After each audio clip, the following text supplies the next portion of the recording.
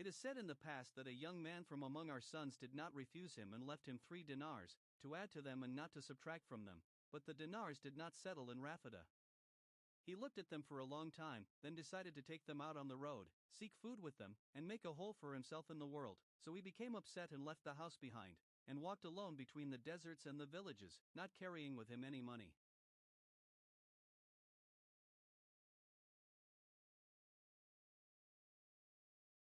The confidence of a young man has not yet been tested. The young man went on day after day until he reached a deserted road.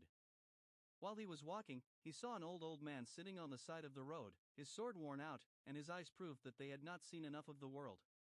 There were no goods before them, but he raised his mask and sighed, selling wisdom to whoever asked for it.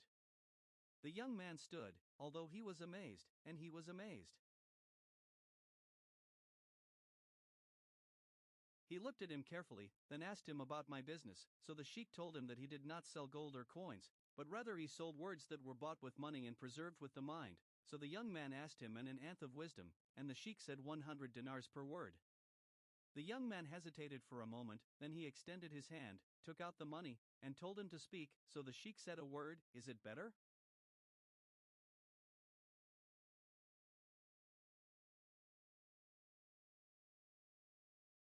Do good and do not expect favor, and if you wish, then do your favor, like one who delves into the sea. The young man heard the words, so he stopped with us, and asked the sheikh to estimate, so he explained to him that whoever does good, does not set his eyes on reward, nor his heart on reward, so if something comes to him, then it is thanks to God, and if it does not come, it is enough for him that.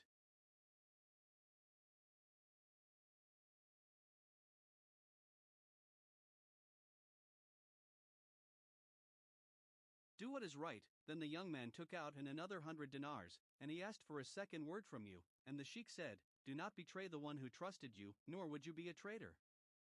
So the young man stayed and was silent in his righteousness, as if the statement weighed heavy on his chest. Then he nodded, and he took it in his heart, and they left in Kisala another 100 dinars, so he gave it to the sheikh, and asked for a third, and the sheikh said, "An hour of his luck."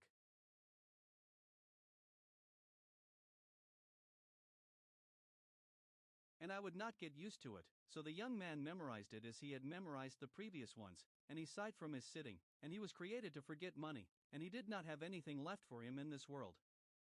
One day I carried it in my chest, which were words.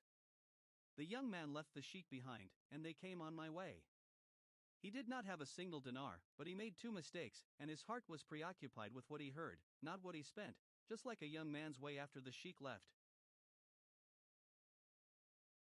He walks tall and sluggish, with words stuck in his chest that never leave.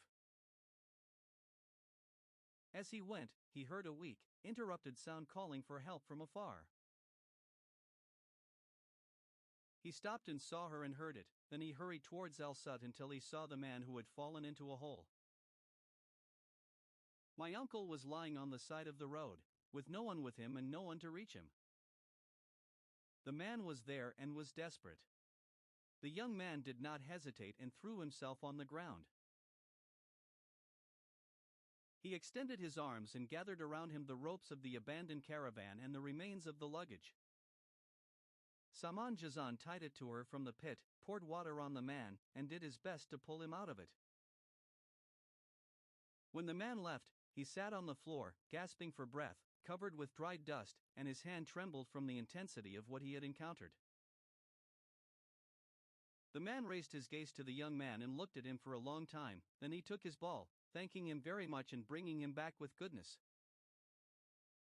The young man stood in front of him for a moment and looked at him, then remembered what he heard on the way. Do good and do not wait for kindness.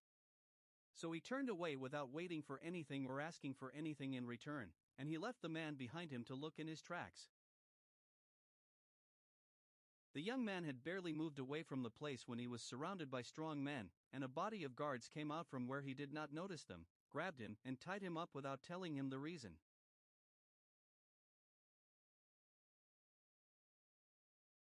They took him and asked him what year he had done, but he did not hear his answer, and they took him with them until he entered a great palace, where they made him stand before the king, but the king did not raise his gaze to him. He confirmed his assistance to him, got up from his seat, took a step forward, and changed his face, and found that he was the same man who had been taken out of the pit on the road, so the king ordered him to untie him. He brought him close to him and praised him in front of those present, then asked him who he wanted for himself. The young man said, "I want to be what his people have." So the king ordered him to stay in the palace and made him a minister in charge of the treasuries. In an instant, the young man moved from a lonely path to an established sultan, and from extreme poverty to a position of greatness.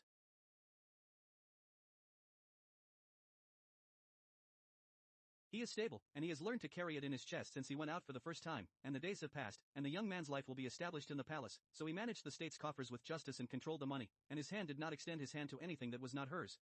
This reached the king's wife. She was a greedy hypocrite who was not satisfied with what was in her hands and was not satisfied with the abundance of gold and jewels that she saw around her. So she entered upon him one day in his seclusion. She was a greedy hypocrisy to be content with what was in her hands and not satisfied with the abundance of gold and jewels that she saw around her. So entered upon him while he was alone and asked for a lot of money from the state treasuries without the king's knowledge. The young man looked at her and was silent for a moment, then he refrained from asking her and said, "People are trustworthy and do not spend anything except by the order of their companion." Then her anger flared up and she left him with hatred in her heart. It had only been a few days before she entered the king, and she changed her face and cried. She claimed that the minister had done him harm, and that he had betrayed his wishes and betrayed his honor. The king's heart rejoiced, and anger overcame her. He went to the minister to hear what he had to say, so he ordered that a secret be summoned to him. But the young man stood before him, and he did not direct the king to what he said. Rather, he gave him a sealed letter and ordered him to take it to a place far away in the desert, with a barely visible path. He told him to hand over the letter and not to open it. So the young man obediently took the letter and sent it away, not knowing what was in it or what awaited him at the end of the road. He left the palace on his horse, with night sweeping over him, a wind hitting his face, and a horse riding on it. He did not know that the place he meant was a place from which no one could leave. He did not know that the piece of paper he was carrying was a sign of rain, and the young man set out on a path until he was exhausted and burdened by loneliness. In the middle of the night, a lantern was burning from afar, voices were getting louder, and laughter was sweeping the desert. He approached, and suddenly, a group of people gathered in furs, feeding and singing to you that they were in ours.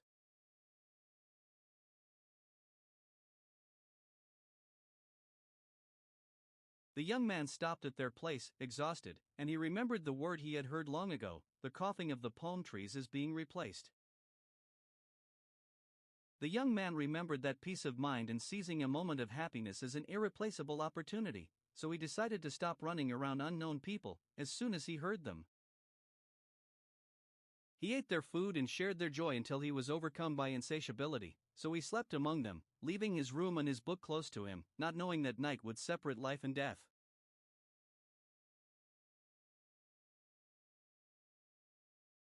On that same night, the king's sister quickly entered upon her brother, with worry evident on her face.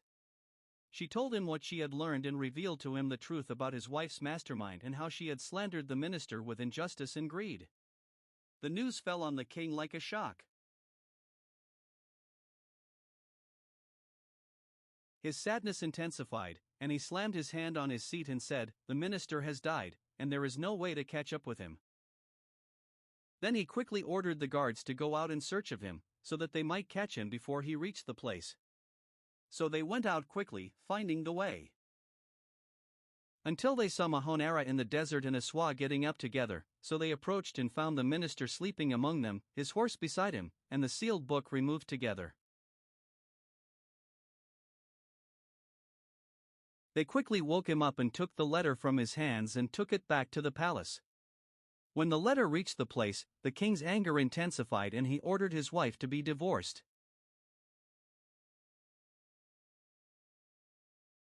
Justice was established in her case, and the minister returned to his place, brought him closer to him, increased his status, and married him to his sister who revealed the truth.